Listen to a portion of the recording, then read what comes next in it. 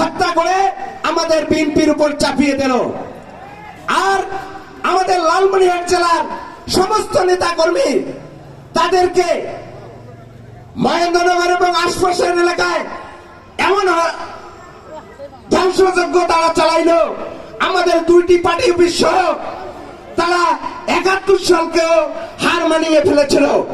সংগ্রামী সাথী বন্ধুগণ, এবং আমাদের যে সমস্ত নেতা কর্মীকে পুলিশ বাড়িতে পায় নাই, না পেয়ে কি করছে আমাদের ফার্নিচার পুলিশে বাহিনী সে সময় ছিল ছাত্রলীগ যুবলীগ হিসেবে আর একটি অঙ্গ সংগঠন, সেটা ছিল পুলিশ লীগ। এই পুলিশ লীগ রাইফেলের বাট দিয়ে বাড়ির ফার্নিচার ভেঙে ফেলেছে। আমি বলতে চাই পুলিশ ভাইদেরকে, এখন আপনারা ছাত্র জনতার কাছে আশ্রয় চান, আমরা বলবো আপনারা আপনাদের চরিত্রের পরিবর্তন করেন, আপনারা দেশ প্রেমিক হইতে শিখুন, তাহলে সারা বাংলাদেশের মানুষ আমাদের লালমনিরহাটের বিএনপি আপনাদেরকে আশ্রয় দেবে, আপনাদের সঠিক পথ দেখাবে। আর যদি না করেন তাহলে সারা বাংলাদেশে যে পরিস্থিতি হয়েছে ভবিষ্যতে আরো সেটা হবে। কাজেই আপনারা যা কিছু করেন আপনাদের চরিত্রের মানবিক মূল্যবোধ নিজেদের মধ্যে নিয়ে আসেন, তা না হলে কি পরিস্থিতি হয় সেটা আপনারা নিজেরাই বুঝতে পেরেছেন। আমি আমার বক্তব্য বাড়াবো না, শুধু একটি কথা বলতে চাই যে লালমনিরহাটের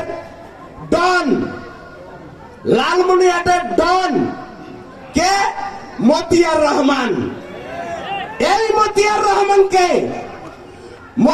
রহমান আমাদের নেতা সম্পর্কে বিভিন্ন ধরনের কুরুচিপূর্ণ বক্তব্য দিয়েছে, এবং তার দলের কিছু অনুসারী ছিল।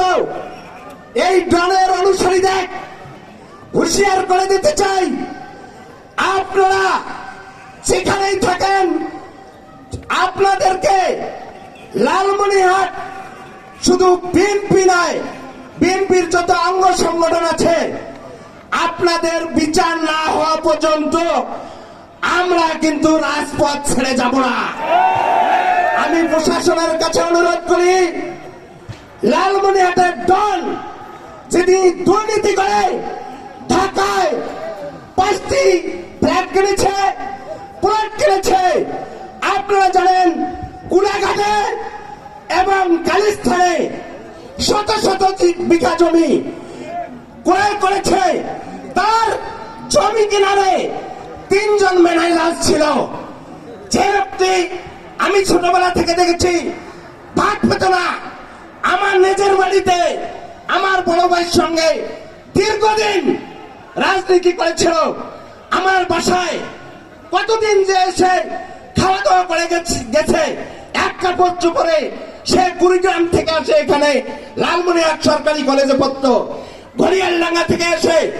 আর সেই মতিয়ার রহমান যে ভাত পেত না, সেই মতিয়ার রহমান এমন অহংকারী হয়ে গেল যে লালমনিরহাটের মানুষকে কখনো মানুষ মনে করে না। সে নিজে বলেছে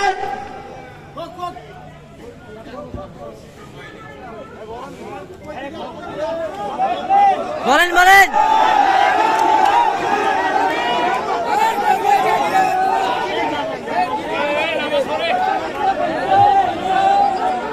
নামাজের জন্য 2 মিনিট একটু চুপচাপ থাকবেন সবাই, আমার দাঁড়াইছি।